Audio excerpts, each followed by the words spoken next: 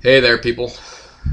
We're back with part 3 of New Comics, bitches! So, let's get down to it. The Boys, number 56. Huey's back. He's back on the team, back from his little kind of summer vacation that he took. And learned a lot about the past of the boys and the past of Bought American, and he wants a bigger role. That's what he tells Billy his first time out. He wants a more major role in the decision-making process of what goes on with the team, which Billy, I think, is going to have more fun with than he probably should. Because obviously Huey is, he's our guy. He's the guy that we follow because he is, he's our everyman. Even though he shot up full of Compound V and is still super powered, he still doesn't understand how most of this shit works. So it's his quest as well as ours, and it's a great, fun quest to follow. For the most part, obviously, recent issues have been just way too talky, way too exposition-y for my taste. But Ennis, I think, needs to do that. I think he kind of needs to clear the air a little bit every once in a while. Just, just do a really long comic, filled with dialogue, or monologue, actually, more to the point. But this was, kind of a return to, kind of the status quo, if you will, of the boys, where Billy and Huey are investigating the death of a transsexual prostitute that was frequented by Jack from Jupiter, basically the boys' version of the Martian Manhunter.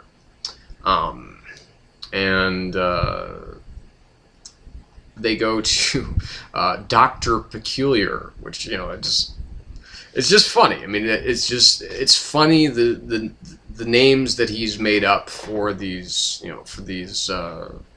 characters. Just the little tiny twists on the characters' names so that he doesn't get royally screwed by the comic book community. As far as his creations are concerned, or as far as actually the community's creations are concerned, and their long-standing heroes. Everybody knows Homelander is Superman, Tech Knight is Batman, so on and so forth. And Dr. Peculiar is kind of like this. He's like the pimp to the Supes, he's got just books of material on all of the Supes that have come to use his business. Now, of course, Dr. Peculiar never speaks. He just kind of has this bizarre, pantomime look on his face all the time. It's a funny design for his character. It's a funny book. You find out how Monkey got his name, which is entertaining. And like I said, you just get the feeling that things are kind of going to go south for some people pretty quickly here. Or, well, maybe not so quickly, but certainly at a certain pace. So we'll see how that goes. But a good comic. I'm glad that it's getting away from the Barnaby Coast storyline, because that was just, like I said, that was just too much, too talky, too exposition-y, and not enough fun. This has, this is starting to inject more fun into things. So recommended, definitely. X-Men 14. This was a little disappointing, only because it didn't really seem to forward the story much. It does, but it doesn't at the same time. Christos Gage does, he does a commendable job of trying to move the story forward as best as he can. I think it just gets mired down too much. And I was actually more interested in the stuff that was going on in the past than I was in the stuff that's going on in the here and now.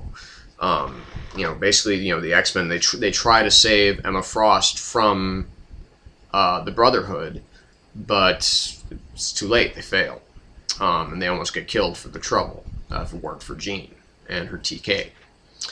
But basically, Magneto and the Brotherhood, they take, while the X-Men are kind of buried or trying to make their way back to the Institute, Magneto has swept, Magneto and the Brotherhood have taken Emma to the Institute and basically are strapping her into Cerebro to find other mutants. And, Mastermind, of course, is using his mental powers to kind of, push Emma into their direction, which is presumably why when the first time that we meet Emma Frost in our actual, when the first time that they met Emma Frost, way back when, in the 70s or 80s, whenever exactly she came around, that she was, a member of the Hellfire Club, and she was pretty evil. So,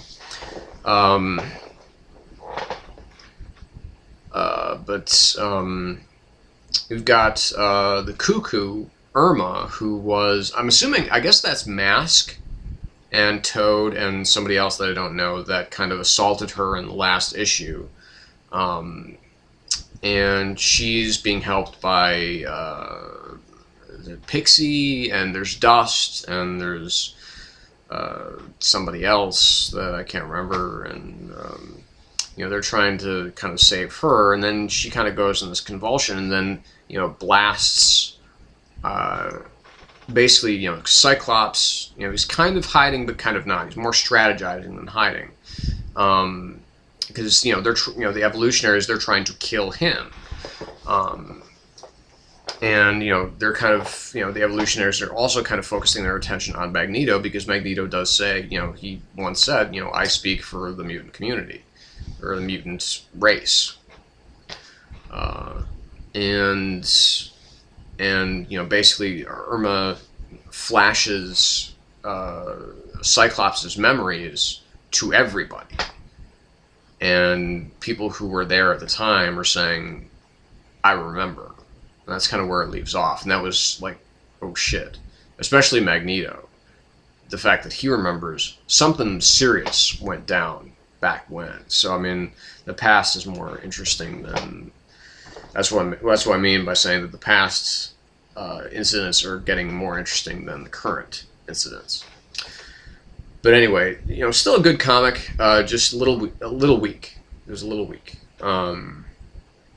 The art for then and now, they look great.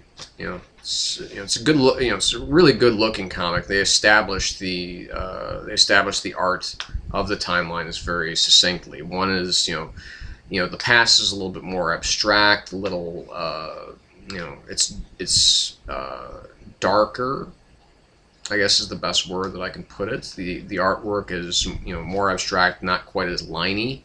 And then, of course, the modern is is much more defined. You can definitely tell there's been a lot of inking going on. It looks very smooth. It looks very it looks very much like a comic book. But just all in all, like I said, it's good, but not great. Not as good as the other issues have been.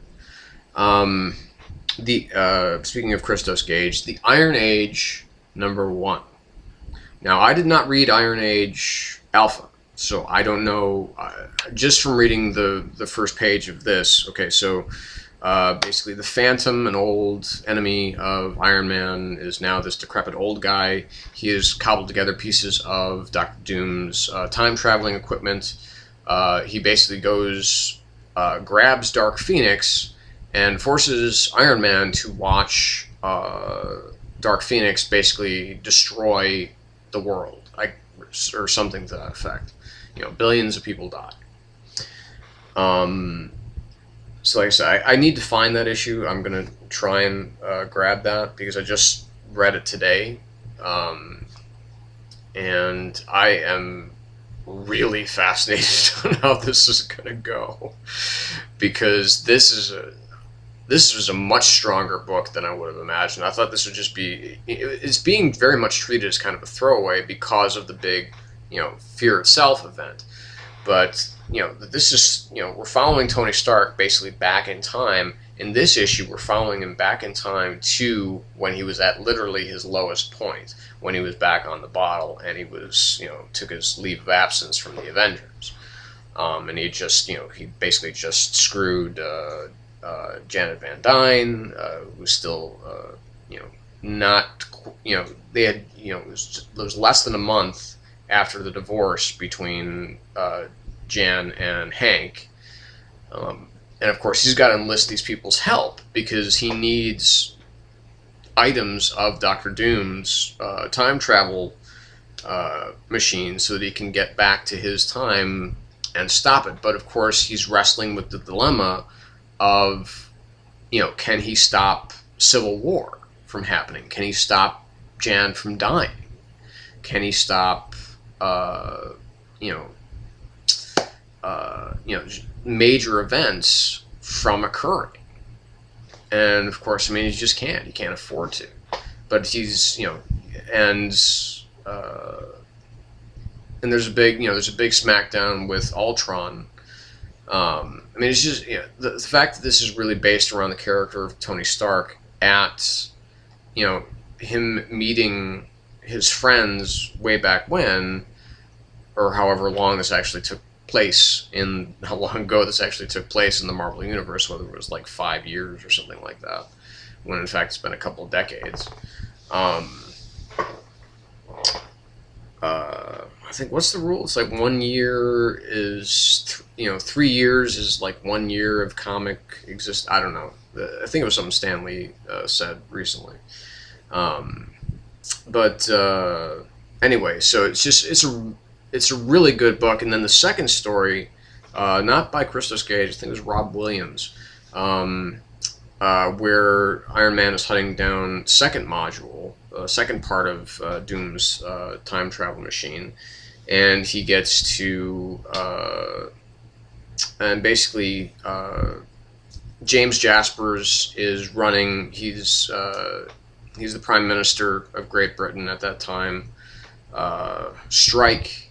This is, if you really kind of follow the character of Captain Britain, you kind of know some of these incidents. It's like, James Jaspers is kind of a reality warping individual, and it was, and basically they're hunting down anybody who has superpowers, and they're rounding them up, and they're talking about, possibly, like death camps. And basically it's become like a fascist state.